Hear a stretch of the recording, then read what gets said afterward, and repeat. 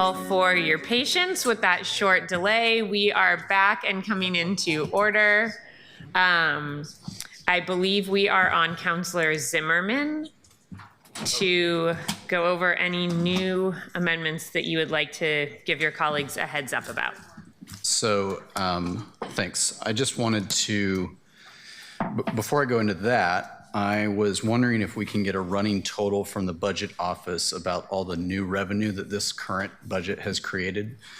I know we've raised Uber fees, we've raised golf fees, we raised parking fees. I'm trying to understand how much revenue has been created, because I'll just remind folks, I know it was very late on the 21st, but we had a surplus of over $900,000 that we put into contingency. And because of that, I am saying I'm not sure why I would want to be supportive of, for instance, Councilor Novik's proposal to take more from other parts of our budget to create spaces when I think there's already additional money sitting in contingency. So I was hoping we could get a running total of new taxes or fees that this budget is going to implement if it passes. And make sure we can verify the amount of contingency we increased the city's budget by on the 21st. Then I'll change my amendment issues. Director Levine, could you come up? And I'll note for folks who are watching online that there is a new video link up on the council clerk's webpage. If your current link is not showing the captions, go back to the clerk webpage and you can open that new video link. Councilor Zimmerman, are you asking for a total that includes the fee increases that were in the proposals that came through the Finance Committee from the mayor, or are you asking just for things that council did from the dais during our budget committee meeting, or are you asking for some of those fee increases that came from the mayor, but not all of them? No, I'm looking for those that came in our budget meeting, in our council budget meeting when we approved the budget. We had, I think it was just Uber fees, just golf fees. I was just noting that we'd already done parking fees.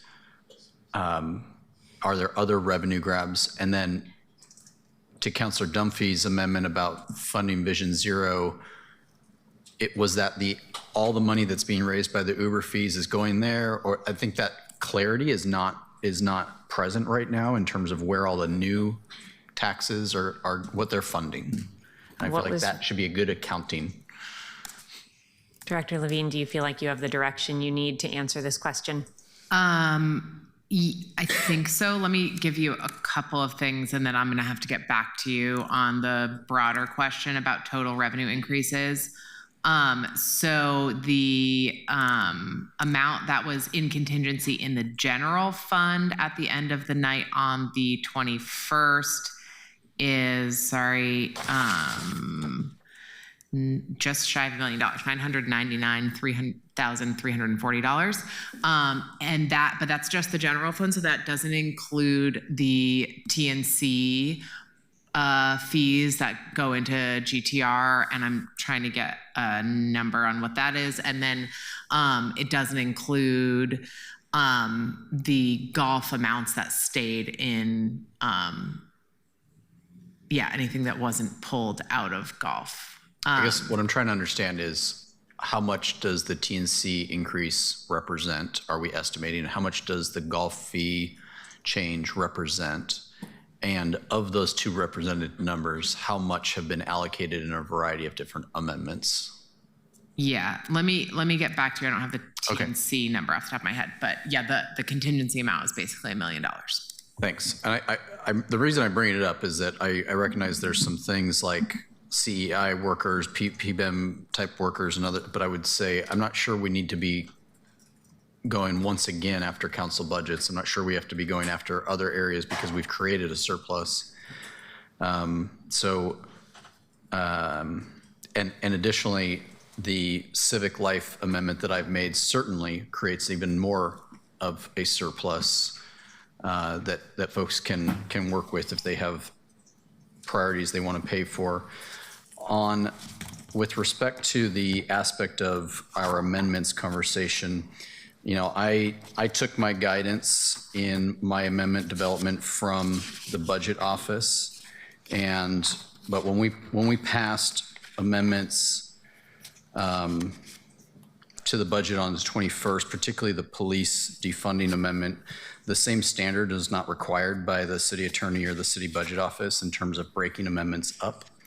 And so we took an action that I think read normally. We all knew what it was going to do. It was going to take money from one account and put it into another account. And I think that while I disagreed with the action, the way it was read by the councilor was fine. Given that, I plan to combine back into what I would call understandable English, Zimmerman 1, 2, 3, and 4, and I'll make some adjustments to those, but I'm not going to break up my amendments the way that I was directed to, because we clearly are not living by that as a way in which we're going to describe our amendments, in order to send a little bit more of a clear message about what my parks funding package was about. So I just wanted to share that with folks. And given the new money that was allocated to parks, I'll adjust my amendments to a smaller amount so that we aren't overfilling parks, given my amendments to reduce the tree regulation fund. So you'll see those come in the future, but right now those are my only changes that I'm noting for that one. And Councillor, are 1, 2, 3, and 4 all being combined into one? No. There were 4 different amendments that the budget team wrote to achieve just my single one about moving money from regulation into maintenance. I'm going to combine the ones that did that into a single amendment so that they read more normally. 1, 2, and 3. I think it's just 1, 2, and 3 perhaps. Thank you. Okay. Thank you for the clarification. Councillors, did anybody have questions for Councillor Zimmerman? Yeah. Seeing none. Councillor, do you have anything else to bring today? I think there's a couple of notes out. I'm not generally supportive of a ton of budget notes, but I think it certainly sends an interesting message with how many we have. I think that what I'm noticing is a deep need by the council for what we perceive as access to information, and I think that that's a really valuable perspective. I guess I want to caution us on how many notes we do to go after individual things, because having been on the other side of this and having seen, some times where lots of notes are getting used, I've never seen anywhere near this many notes. And what I expect is most of these budget notes will be ignored, not on purpose, but purely out of capacity reasons. And I'm concerned that we're going to water down a tool that I think notes can be valuable. But if it is about our access to information, if it is about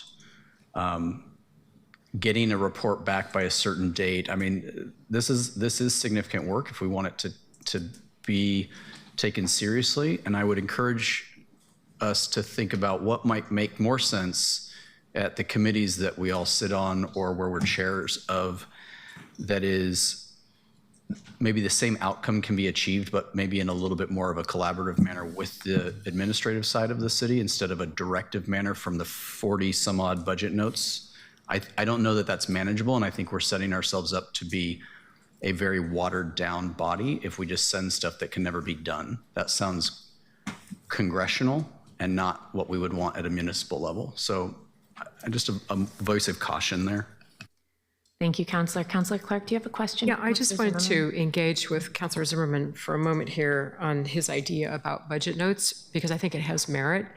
And as someone who has another, 3 or 4 budget notes that haven't really been discussed yet, I can see that you could take what you conceive of as a budget note and turn it into a resolution and work with, through your committee, work with an administrator.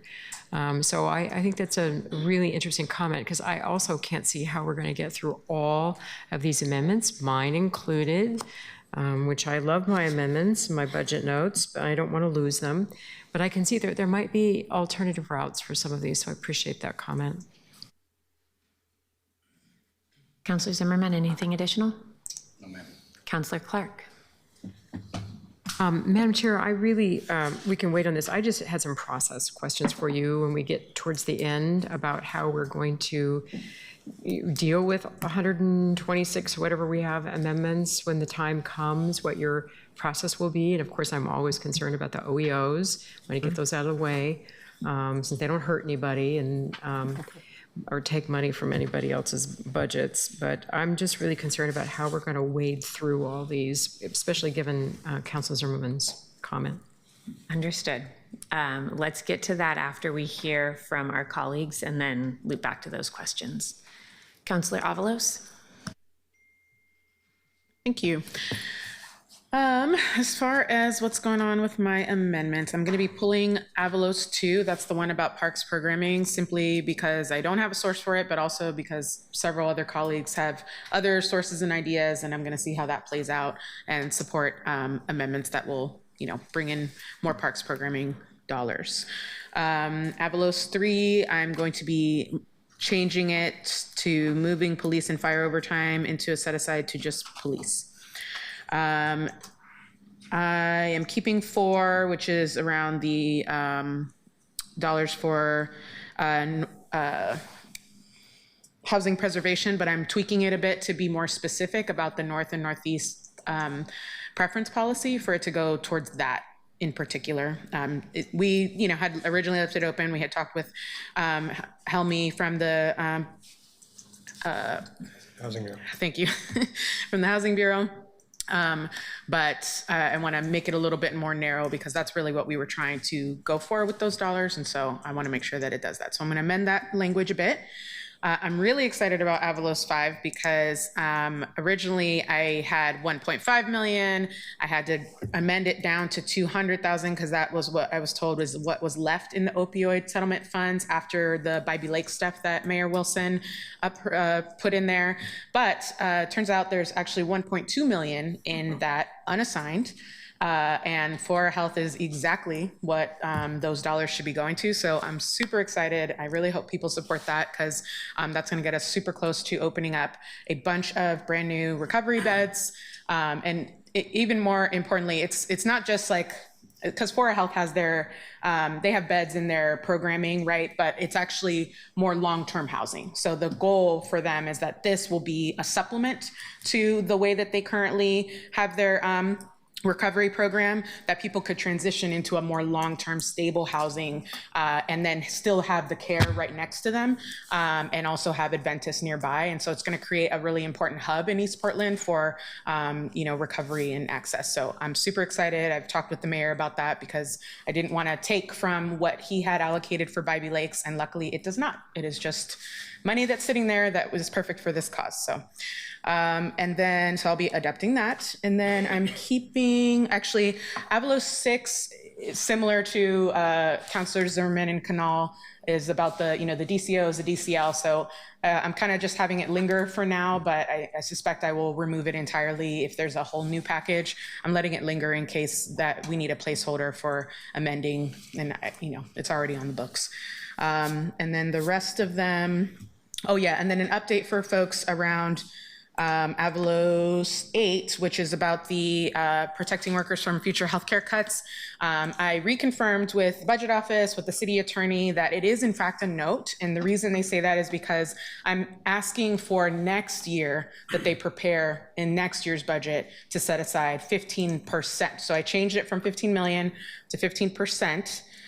Because essentially we budgeted for an 8% increase in healthcare, and this year it was like 12%, 14%. But it is, the proper way to do it, I've been told, is as a note because it is for a future budget. So it's not actually an amendment. It's just guidance as the mayor starts the next budget that he's allocating enough dollars so that we can protect from more deeper healthcare cuts. And then Avalos 9, I think depending on what's going on with Councilor Koyama Lanes, I think there might be some blending of Avalos 9 too. That's the one around, that one's just a note about, essentially just being thoughtful about how we're making those cuts to comms and engagement. So also a question mark on if that needs to move forward, but hanging in there for now. And then Avalos 10 is the same, a budget note. And I'll just comment on Councilor Zimmerman's thoughts on notes. I mean, I do think that, I hear that argument and agree that we need to figure out what is the best way to communicate back to the administration what we're looking for. And, this is a new style, and we need to learn what is the new way that we're going to direct, right, through our policymaking and through our budget authority, how we want the city to operate, essentially. So I'm definitely curious for us to have a deeper discussion, because I tend to agree with the larger sentiment of, we can't overly do the notes and it might get watered down. And I also had been asking, like, how do we even keep track of if the notes are getting done? Like, is that something I'm going to have to follow up and be diligent about? Is there somebody that's going to be updating us on, the progress of all the notes? So I have questions there. But yeah, so I hear that and agree. But I think that we need to find a happy medium, because I think a lot of people are choosing this route because it feels like an easy way to, signal intent, if you will. So that's all. Counselor, just to clarify on Avalos 5, you had mentioned the original number, the number you had written in there, a different number. What is the dollar amount that you are going to be asking for in that amendment next week? It's going to be 1.2 million. The full 1.2? Yep, that is what is remaining in that fund, and it's unallocated. Does anybody else have questions for Counselor Avalos? Counselor Zimmerman? So appreciate that some of those you said where they're coming from, but the few others, it's unclear if you identified where you were going to take funds for when you were refunding something. Did I miss that, or are some of your amendments just out there? Like, or are you designating where you want funds to come from? I don't have any amendments that are with dollars that I haven't identified. Most of these are notes. Avalos 4. Avalos 4. Oh, that one, sorry, that one is from the home share. So that's that 500,000 Okay. going towards. And then Avalos 6 is nearly 500,000. That's the one that I'm saying I don't know what's going on with the whole DCL thing. So I didn't have an original source. Well, so I don't have a full source, so I'm not sure if that's going to stay. I'm kind of waiting to see what comes of the amendment that Koyama Lane is preparing.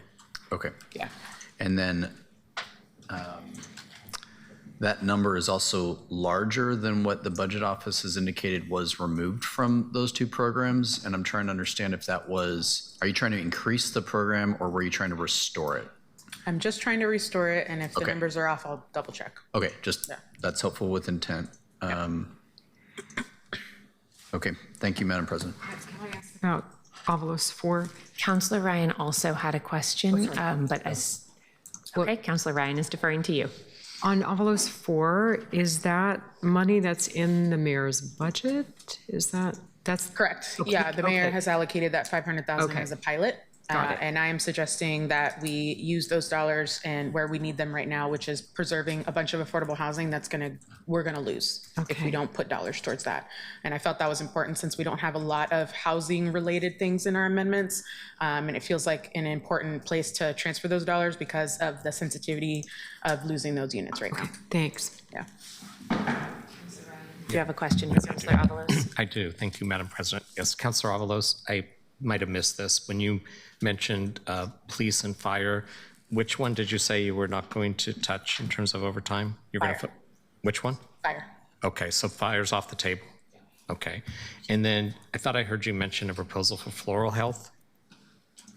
Fora Health. Fora health, is that how you say that? Is that the one that I see when I'm out in the Gateway area? Yeah. Okay. Now, would that need to go through a procurement process? From what I understood, we can just assign them. So that's what the mayor did, right? He just assigned it for the Bybee Lake, so we can No. just assign where those go. All right, just trying to track things.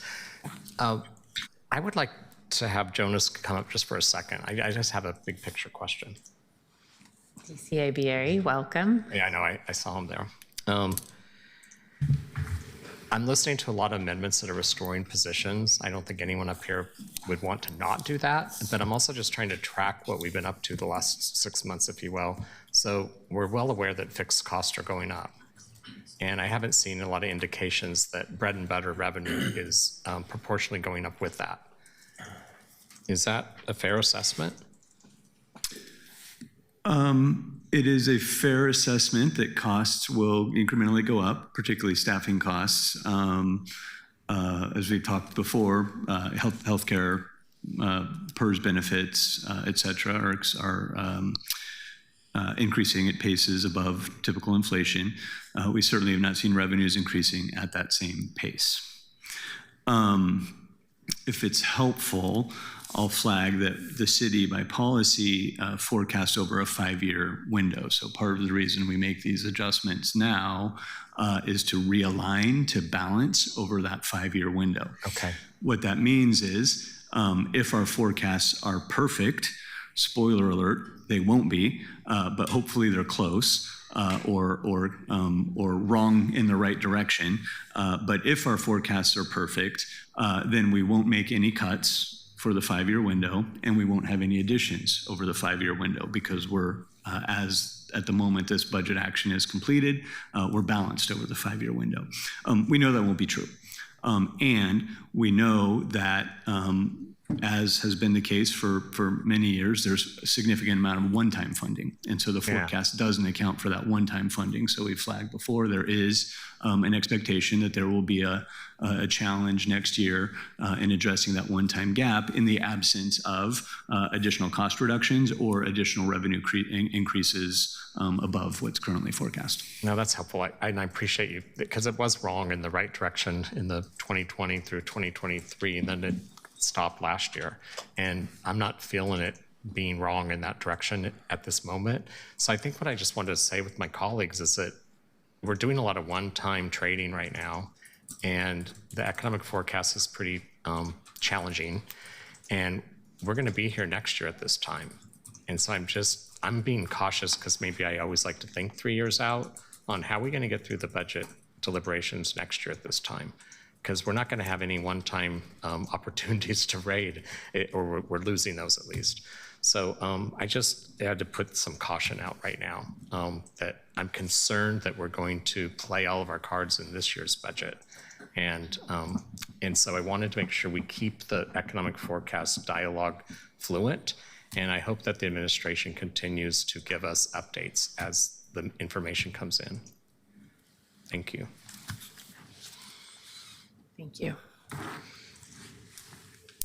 Anybody else have questions for our colleague? Okay. I believe, Councillor Clark, your hand is up, but was that before Councillor Avalos? Is that legacy? Okay. I believe we're to Councillor Canal then. I just wanted to respond to Councillor Zimmerman's question. I was going through the notes, and I guess this relates to something that Councillor Clark might be bringing up later.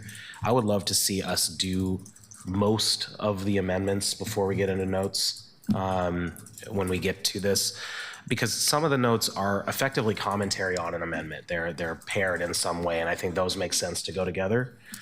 Some of them appear to be asking for information, and I think then Councillor Zimmerman's question, I think, makes sense as it relates to can the committees work more collaboratively, I believe is how you phrased it, with the bureaus. And then there's a sort of third category, which is effectively, can you study something or score something, or effectively come up with a plan or a dollar amount for something. And I think those are a little bit harder to work down. I'm withdrawing a couple of mine because I think they fall into that middle category that the Councillor Zimmerman raised. The only other reason that I'm in the queue, and you don't need to respond right now, Madam President, but maybe when it's your turn, you feel ready to go through it. I would love to have a conversation and try to understand a little bit more about your proposed amendments 4, 5, and 6. And I think 4 and 5 are sort of one concept, and 6 might be a little bit different. And just to understand where those are at in terms of if you're still intending to put those forward. I personally am very interested in having that conversation at some point. Thank you. And if we don't have time today, because I want to make sure that we can speak to folks' new things, I'm happy to talk to you offline about those. 4 and 5 actually are not meant to go together. They had very different intents, and I entered them for very different reasons, but happy to chat more offline. Point of order. I think I was skipped. I believe you're next after Councillor Canal, unless my order is somehow different than yours, but I do have you next in the Okay. queue. Thank you. Absolutely. Councillor Canal, anything else, or should we move on to Councillor Smith? Okay, Councillor Smith, go right ahead. Yes, I'll be amending a amendment that we passed last week. It's Avalos 7. It's the motion to amend the budget to restore and protect the small donor elections. We actually voted to support that and to take the money from the golf fund. Just to clarify though, it was actually Councilor Murillo's amendment. Which number was it? For the small donor? We both had the same idea, but Okay. Avalos 7 technically is out because we approved Murillo's. Okay, so But it's which? the same thing. It's the same thing. Yeah. It was Murillo my 6. amendment. Was it Murillo 6? Thank goodness somebody else knows. Okay, Haley, how do you have all this memorized? You, Haley. So I am going to amend Murillo 6, a friendly amendment. And this amendment took the money from a one-time fund called the Golf Fund. And I don't know about you all, but I received many calls about this.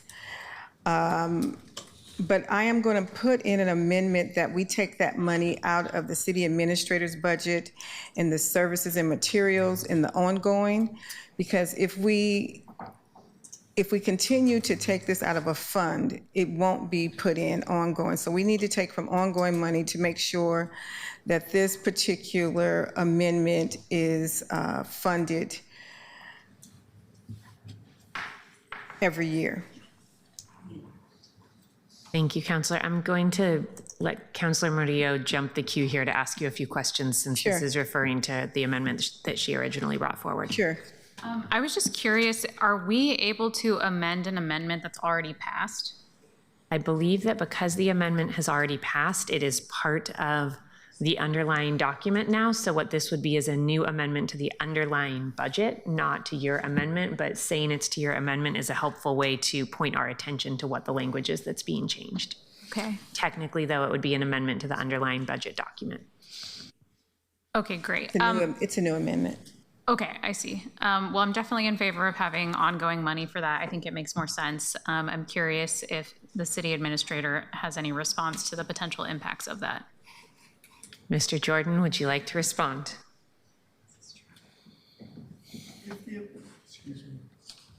Thank you, Madam President. If the amount of money is still going to be $825,000 in the new amendment, there aren't many places to get that much money except Portland Solutions. The OGR is very small, OEHR is very small. There's 2 people currently in the city administrator's office, although we'll be making some changes if Zimmerman's amendment continues.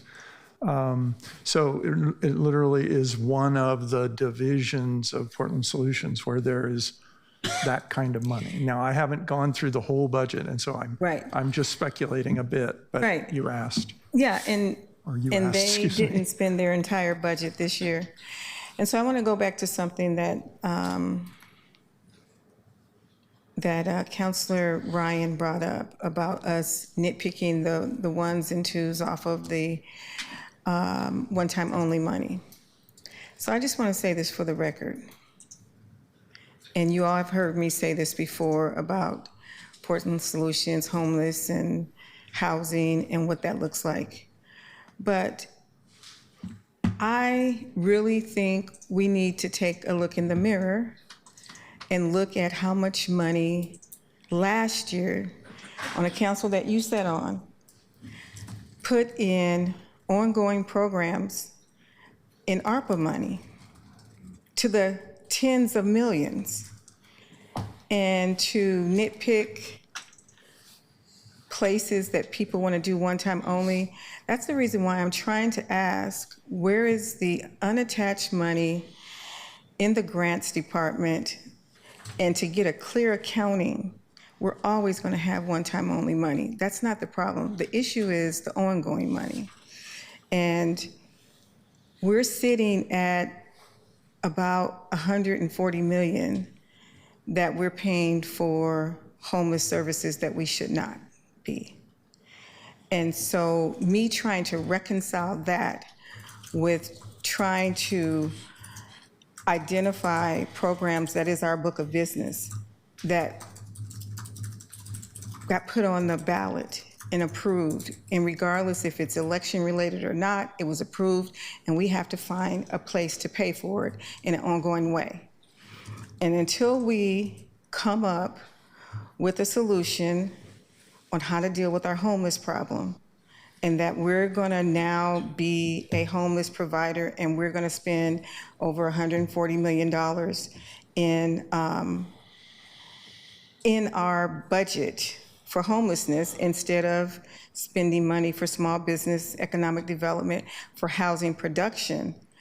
I just think that we can't be, we can't have our hands slapped for putting in budget notes, budget one-time only requests, because the reason why we're in this big budget gap hole is because of the one-time money that you approved last year.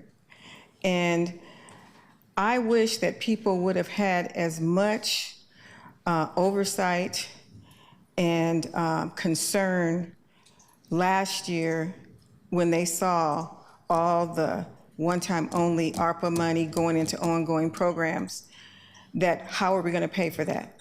I didn't hear any of that. So for me, I think we kind of give each other some grace, because we're still learning how to do this. And they're still learning, they don't know, but we can't slap other people's hands on what we have right now. I guarantee you we're gonna have a lot of one-time only money next year. It's the ongoing money that's gonna be the issue of how do we pay for those ongoing operating costs.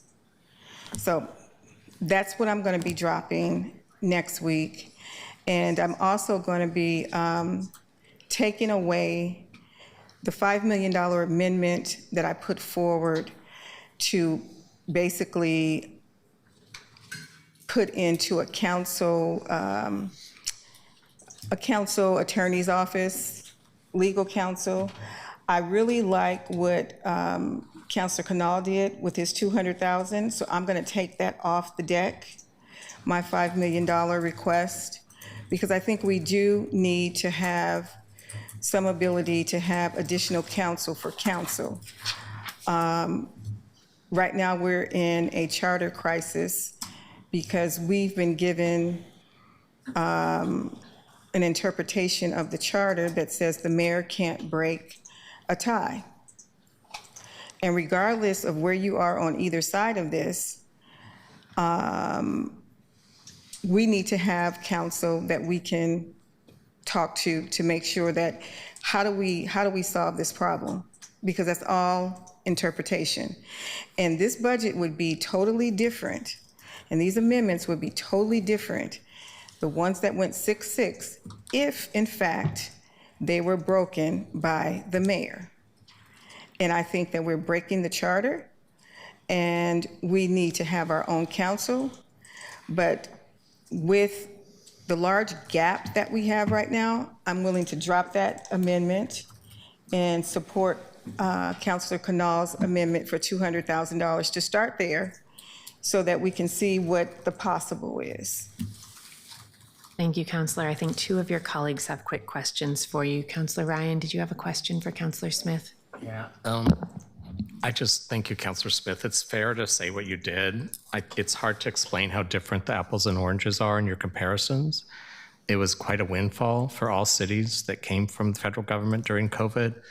The former council strategically chose homelessness, livability, and economic development. There were big strategic investments in all three, knowing that those one-time monies would go away. One was to get the permit reforms in motion. That's been successful. I know it doesn't feel like it yet, but it was a heck of a lot more than we've ever done in the past. We went against the county who wouldn't do shelters with actual services. I know. And so, and then the bargain was supposed to be that the money from SHS would then come in to pay for those. That was failed. And that was why some of us didn't want to stay in the joint office any longer, but keep our money here and focus on getting money directly from SHS. And also the third circumstance was that we were getting a lot of good information that long-term revenue was quite at a risk because we were seeing more and more businesses not lease their businesses. We're not seeing building, just look at the few cranes that you see around town. So we did the best we could in an emergency to take that money and do strategic investments that would be good for the long term. The hope was that we'd start to see bread and butter revenue come back at this time. Sadly, that's not happening in the pace that we would have hoped. In fact, that's the big concern that you and I have talked about. So I just think what you're saying is true, but it's also fair to have this more nuanced conversation about it and not, and I still think my point that we have to be careful because we have like a 3-year challenge. And I just hope that we're not rating, it's very creative Right. what's happening. I know, it's a cautionary tale, and I appreciate it. Yeah. But I also understand too that you didn't have a lot of control over the grants, which the ARPA money was in Mayor Wheeler's wheelhouse. And so he was wheeling and dealing with that piece of money without council approval. And they were doing things that they didn't put out and give you an opportunity to say where it went specifically. The previous monies, but this last year where all this money went to Portland Solutions, that was his choice and his choice alone. And we were left with those funding opportunities. So we're here. It's been successful. But how do we now pay for it? Now we've gotten ourselves into a gap. And so the gap is not because of these little 1s and 2s, one-time only requests. The gap is because we got ongoing requests that cost a lot of money that we should not be paying for. And I wanted to make it very clear that that's what's happening. And we're trying to pick up the pieces and fill the gaps in different places. Like I said, a lot of these folks don't know. And so they're trying to do the best they can and trying to figure out where to get funding sources from. But we need to tell the real story, what really happened.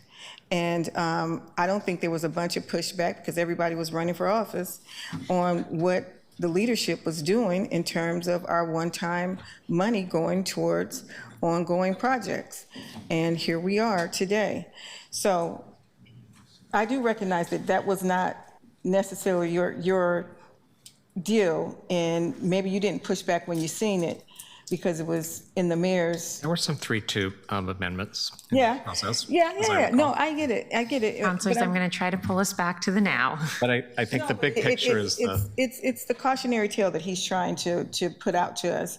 Be careful, and we should. Yeah. But I just wanted to let folks know we're in a pickle because of a bigger issue around who pays for what on housing.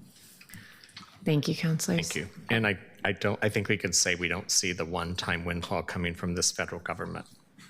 That's, I think, what we can all, that's the caution right there. Yeah, thanks. We have 1 or 2 more colleagues with questions for Counselor Smith, and I will note that both Counselor Koyama Lane and I have conflicts at 4 o'clock. Counselor Avalos, did you have a question for Counselor Smith? Yeah, based on what CAO Jordan said, I guess with your amendment, are you expecting that the administrator office make the decisions on where that 800 will go? Are you going to be directing it, or? No, we're directing it. We're directing 825. They didn't spend their entire budget this year. Yeah, I'm just saying, where, so then are you going to, in the amendment, specify, like, it's going to Yes. come from this thing and that Yes, thing? And is exactly. it like is it a combination of different No, parts, or? it's going to come from the services and materials. They've did not spend their entire budget, so they obviously, and it's ongoing money, they can take the loss of the $825,000. No worries. Very rude. No. We'll talk to Okay. Ruth. But there is money there in ongoing that can be taken out of the administrator's budget. I mean, there's a So you're going to line item it out? Yes, yes, that is, I've already done it. It's services and materials. And so Are things coming out of Portland Solutions, though? whatever their services and materials are budgeted, some of that goes to Portland Solutions, some of it is to materials and services. They will just have 825,000 less, just like they took out of our budget. Just have 825 less. We're not necessarily taking out of Portland Solutions, we're taking out of that entire account, which is a huge account. We won't be taking money from housing and homelessness, even though that's where they also get their money, but the entire amount is not used for housing and homelessness. Yeah. Okay. I will look forward to seeing where those dollars come from. Thank you. Thank you, Counselor. Counselor Canal, did you have a question for Counselor Smith, or were you in the queue for a different reason? I had a question for Counselor Smith. By the way, I really appreciate this conversation. I think it's really valuable. And we've talked about a bunch of different things that are creating this. And one of them is, I think, the federal and state, the lack of funding that we're getting, even on things that were not ARPA and have continued on. I appreciate bringing up the amendment I had. I had previously mentioned that I would probably withdraw Canal 2, and so I appreciate that, and I just wanted to flag in response that I might take it away. I might undrop it. Which, as a side note, when you drop something and then you don't drop it, it actually isn't adding a new amendment at all. But that's a broader point. Thanks. No, I recognize that the $5 million is a heavy lift, but I think what you are doing, it will give us a start to be able to have a conversation about how we have legal counsel from council operations standpoint. Thank you for flagging. Thank you, Counselor. Counselor Zimmerman?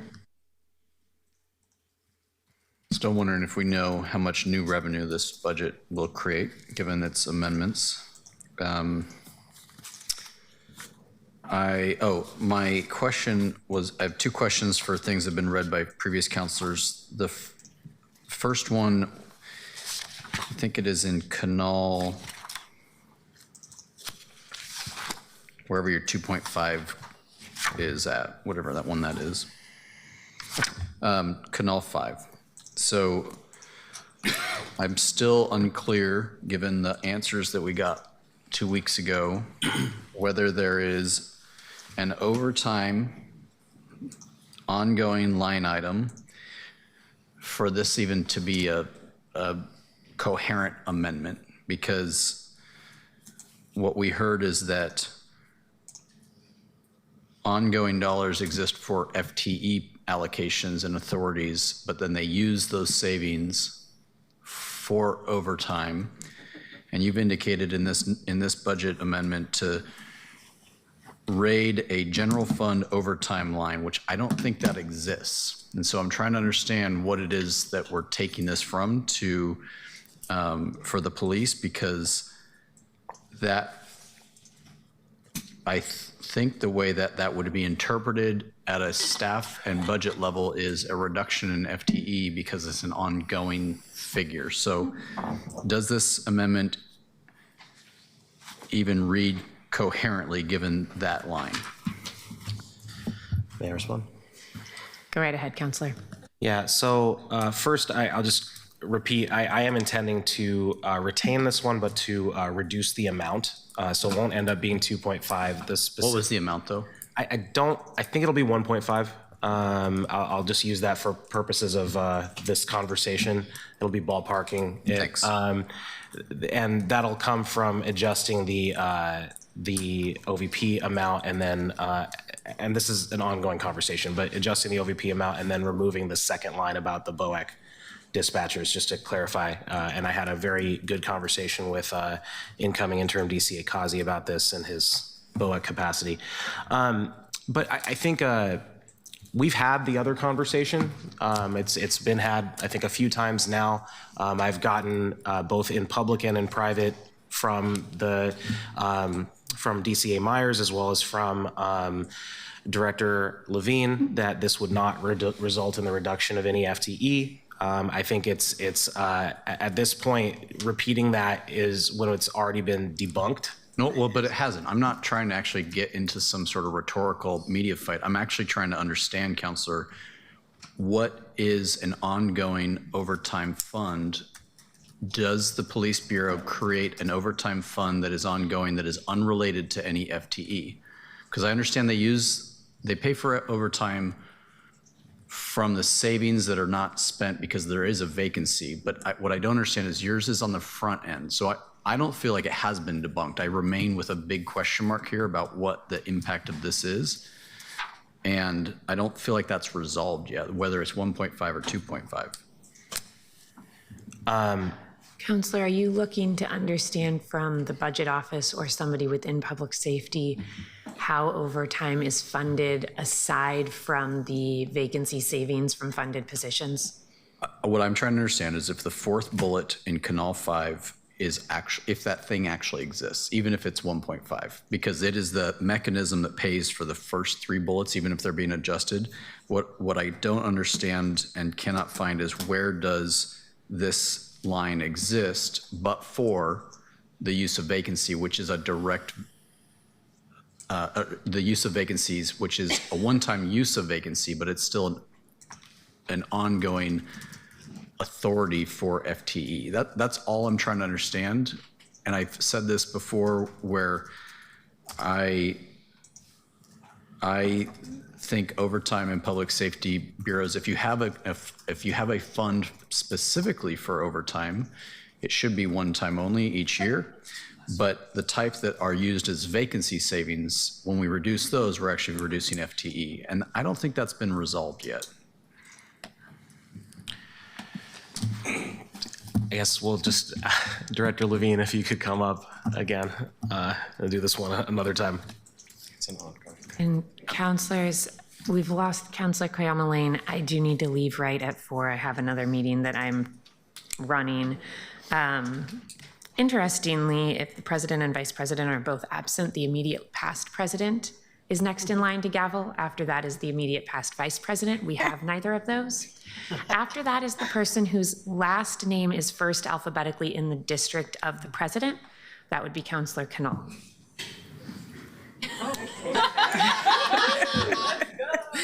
In his defense, he learned this about 5 minutes ago. Come on, model UN. So, Ruth, I would love to have you answer this question. I will be leaving at just a few minutes after 4. I'm very sorry, colleagues. Okay. And I saw DCA Myers hop on a minute ago. I don't know if he wants to jump in as well, but I mean, I think there's kind of 2 separate questions. One is like, technically, can that bullet point be enacted in the budget? And the answer to that is yes. It wouldn't like create a negative budget anywhere because police has budgeted overtime resources to back ongoing resources to back overtime. There is a second question as to what is the like impact of that, and because it is a swap of one time and ongoing, the impact would be felt in 26-27 and of this particular amendment, and the impact would be that there would be, if you're changing it, $1.5 million less revenue going into police's budget in the base budget in 26-27. So when they open their budget, it would be $1.5 million lower than if this amendment did not pass. So those are both true. I think there's like the broader question of, what would they do in response to that? I would defer to DCA Myers and the police chief on that. But I think just at a technical level, it is doable and it does create that cut in 26-27. So are the ongoing funds in this, are they tied to an FTE authority? No, it wouldn't change the FTE authority. Why does the police bureau dispute that? What is the rub here? Would you like DCA Myers to weigh in at some point? Yeah. So for the record, my name is Mike Myers, the Deputy City Administrator for the Public Safety Service Area. I think, Councilor Zimmerman, the difference might reside in the fact that we use vacancy factor of FTE that have a sequence number and a dollar amount attached to it to fund our overtime. And I think Ruth has described the situation that those dollars are considered our overtime budget. And Ruth, just clarify if I'm wrong. I absolutely, and I have said this repeatedly, support ongoing funding for chat and office of violence prevention functions, but not at the harm of the Portland Police Bureau's stability of their budget in the future years. Just moving ongoing funding for Portland Police Bureau membership for officers and putting it into an unstable environment of one-time funding next year just puts us in a really difficult position next year, having to ask for money to continue to fund FTE. Ruth, I hope that is helpful. Councilor Zimmerman, do you feel like your question is answered? Yeah, thanks. Again, I'll continue to wait to get an ongoing assessment for how much revenue is being raised in this budget with the new fees that have been enacted. And then going to my next question was for Councilor, unless that's available. Going to my next question was for Councilor Avalos. I'm used to the FORA ask from my county time. I am not so used to it over here on the city side. It seems like a pretty big stretch to me. FORA is a pretty darn big organization, and they have made similar asks at the county for a long time, who is in the business of treatment and are an extension of that. So this is quite the jump into a new line of business, and I think our use of the opioid funds can be used in a way that support this type of work, but why is it appropriate for us to allocate to them versus any of the others who are coming with the same ask? And I'll also say, we had been, up until now, designating over, I think it was 1.5 or 1.9 for the future sobering center because we're the biggest users of it. So I'm leaning toward a no on your amendment here, but I want to give you the opportunity because I've worked with FORA. I think they have a great service, but why would we fund this and not the county or the state or their own Medicaid situation? Why do we need to be in their book of business? Well, because it's for the building. So since we build buildings, that's why I felt it was relevant, and it is for a building that is for the relevant cause of, opioid addiction and all of that. I mean, we're putting some of that money towards Bybee Lakes for just beds and programming.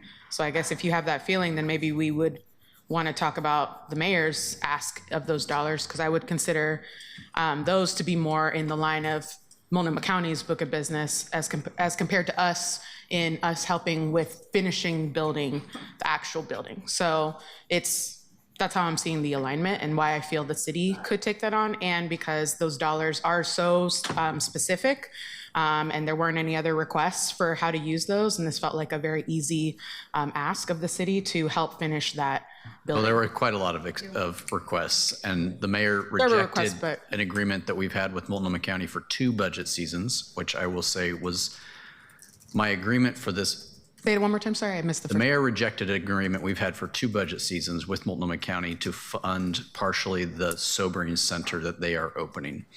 And he pulled these funds in our support of that because they haven't gotten that program to the races yet. But I would say that they had been in a lot of ways spoken for. And I know others on this council have also made some thoughts about opioid, and so I appreciate that you related it directly to the mission. I want to say that. I'll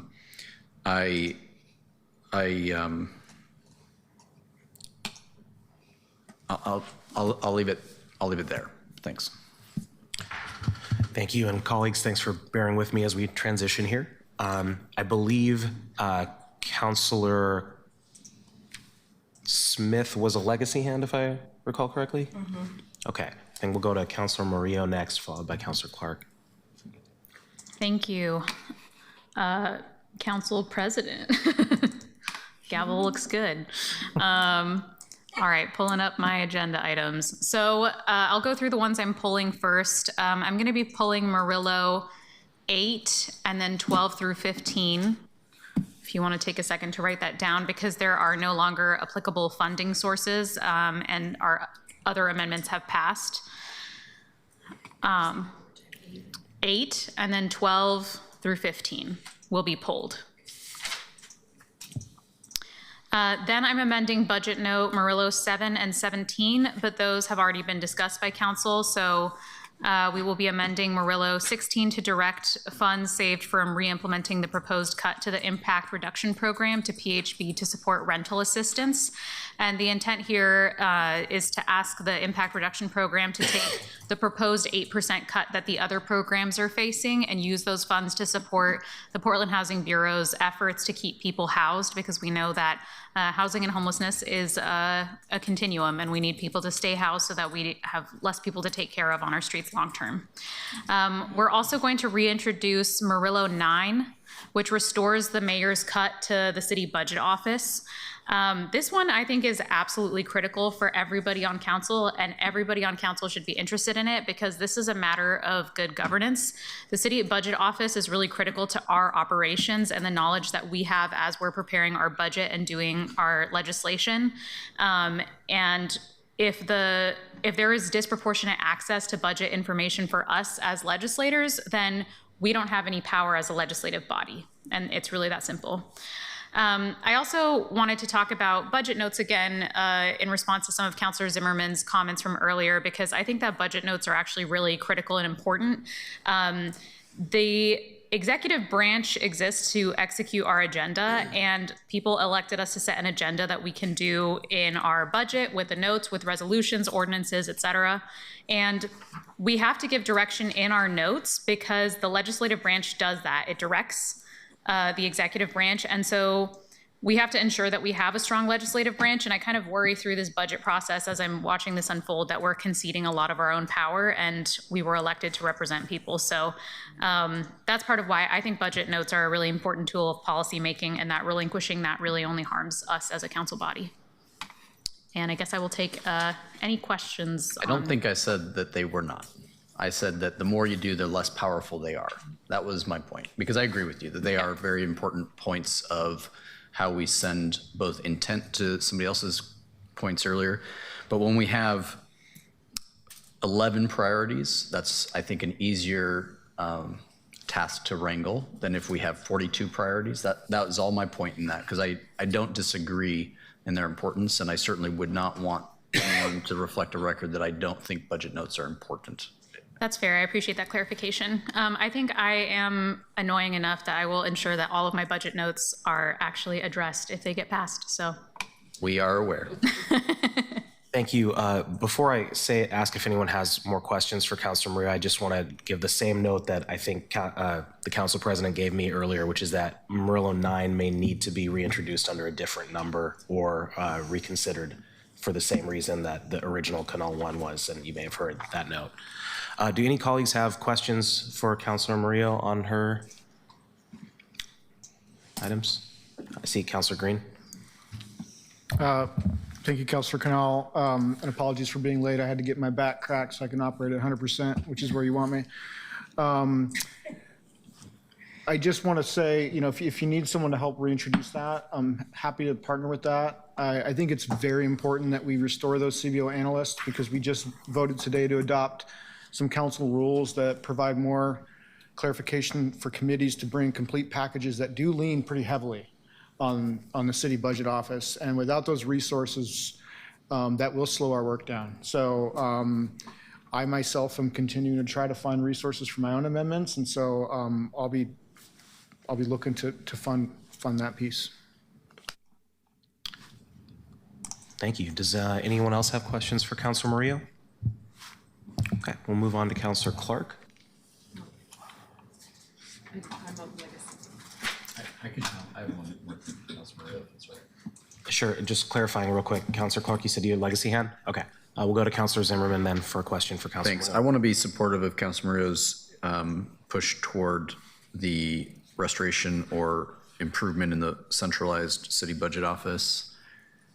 I will continue to say that the slow rolling of the consolidation of our city services, centralized services, is the reason that this amendment might even have to be necessary, and I don't love that, because there are more budget analysts and business operations folks in the bureaus than there are in the centralized service.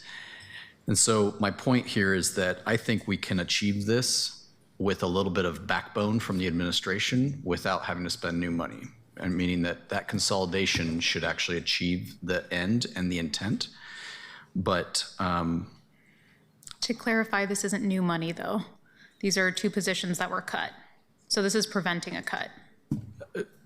great. I think that you're talking about people, I'm talking about FTE. I think that with the consolidation, we can both restore and probably grow and enable and make the CBO office the thing I think it needs to be, which is the ringleader of the budget process for the bureaus versus our current situation where I'm not exactly sure how bureau business operations do or do not listen or take direction from a centralized service. The fact that our budget offers all look quite different from different departments, different bureaus is unforgivable if we move forward and allow that to happen again next year. But that comes with resources, it comes with that consolidation. What we have not seen in this budget that is still a big problem is that a slow rolling of the consolidation is going to force us to restore or spend in ways that we shouldn't even be put in this position because they should have been consolidated already to bolster centralized services and support disparate. But so my point here is that I would love it if the administration could talk about why they're going to make this happen without having to do the restore package, but I'm not sure how quickly that's going to happen. But it should happen rapidly. That's fair, and I think that we're actually in alignment on some of that because some of the budget notes I had that already passed actually reflect a lot of what you said. Thank you. And we unfortunately do not have anyone from the administrator's office here, but we could hopefully get that information at the next meeting. Oh, sorry, I meant the administrator himself on that. I don't know if anyone.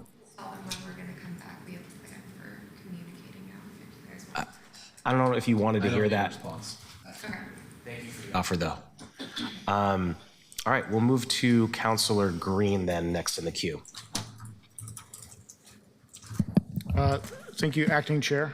Okay, yeah, not exactly sure what the honorific is. I just wanted to briefly note, folks, that I have a number of amendments that are still in play. Green 1, Green 3, Green 5, and Green 6. I'm reducing all of those just given the scarcity of our funds. I am actively working with the city budget office right now to try to evaluate how to pay for these things. I don't have a final answer on that yet, so I'm not going to sort of give a final piece here. What I would say is if I don't have a complete package, my intention is not to burn up a lot of time on June 10th and June 11th. So I will be bringing a balanced amendment whichever way that goes. Part of my intention in seeking funds is also to provide another pathway of funding Clark 2, in case folks don't go for Novik's approach to that. So I just wanted to lay that on the table. That's as transparent as I think I can be at this time, but I didn't want to hold that powder. So I'm just sharing that at this time.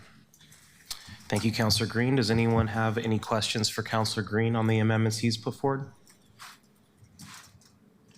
Okay, I am next in the queue. I'm going to ask Director Levine to come back up for a question, which is of the $999,000. My understanding from Councilor Novik is that there has to be a sort of optimized ratio of the overhead dollars to the discretionary if it was to be used on an overhead bureau. And so could you speak to the breakdown of that $999,000 and we either need this much more discretionary money to unlock the full overhead, or you can only use this much of the overhead, given the discretionary. Either format is good or both. Yeah. So of that total, the discretionary amount is 309,914. So 689,426 is in overhead. And so basically what that means is, for the discretionary dollars can go anywhere, but the overhead dollars can only support overhead things that are what we call in the overhead cost pool. So things that are city overhead functions per financial policy. And so it doesn't need to be like, I would say you all don't need to optimize it. We can work on the sort of costing based on that, but just for your information, I think Councilor Novick is correct in stating that if you're sort of funding something that is in the overhead cost pool, that the sort of contingency money goes further in that you can use those overhead dollars to fund it. If you were only funding something that lives entirely outside of the cost pool, meaning it's entirely a discretionary function, and you want to use general fund discretionary on that, you would be limited to the 309,000. Does that make sense? And then we can do the math on how much, depending on, which amendments pass and the like, where you are on June 11th. But just for your general information, that's how that would work.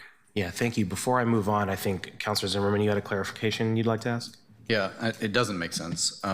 So in terms of this overhead prescription that the city operates under, I've in a lot of budgets, and I am still not sure why it is that we are prescribing such a strict use of what is already a general fund dollar, how it gets used.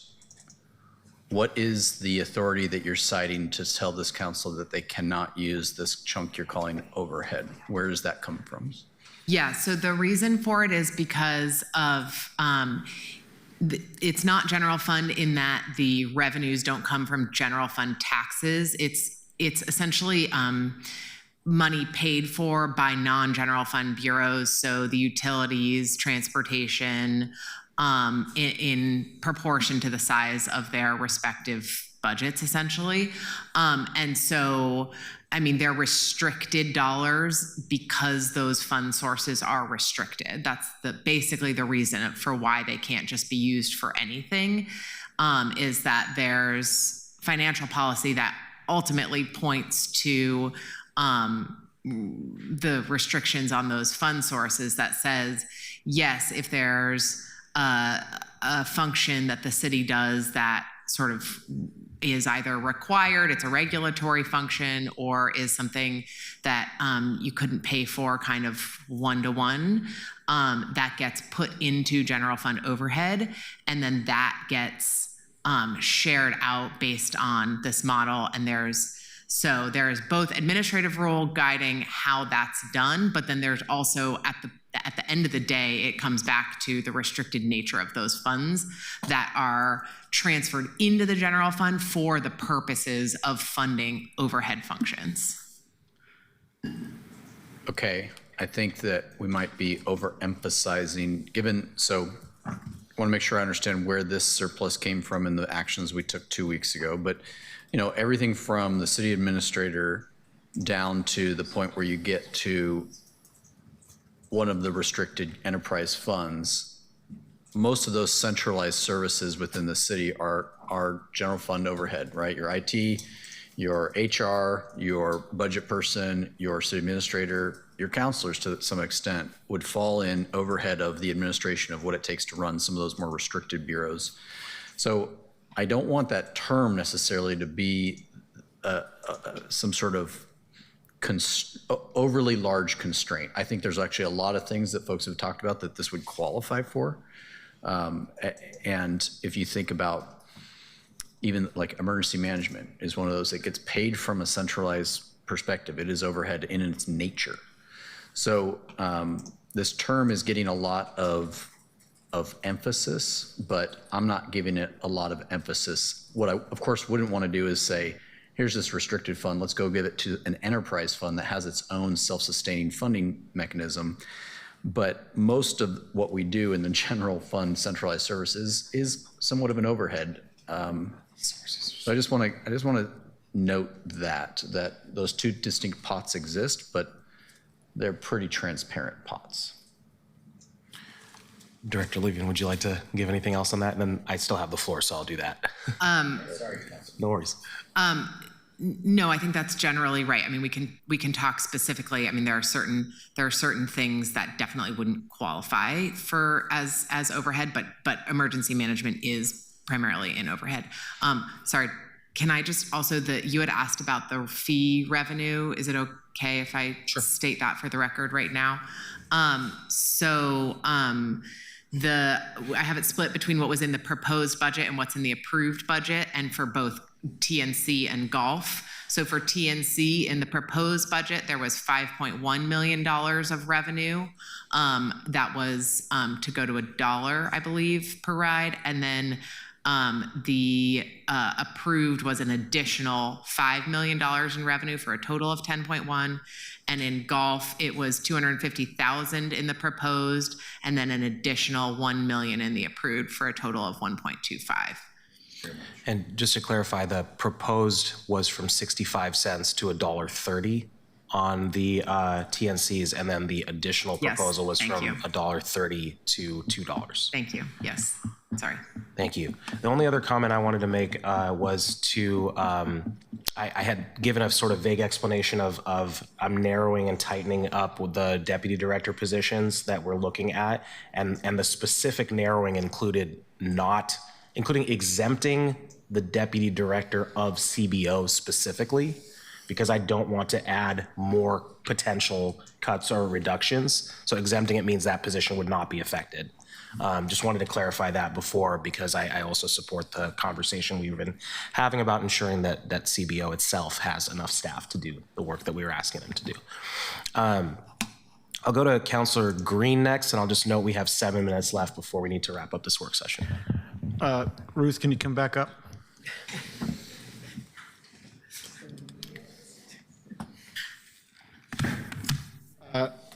Thank you, Ruth. You mentioned just now the golf fee.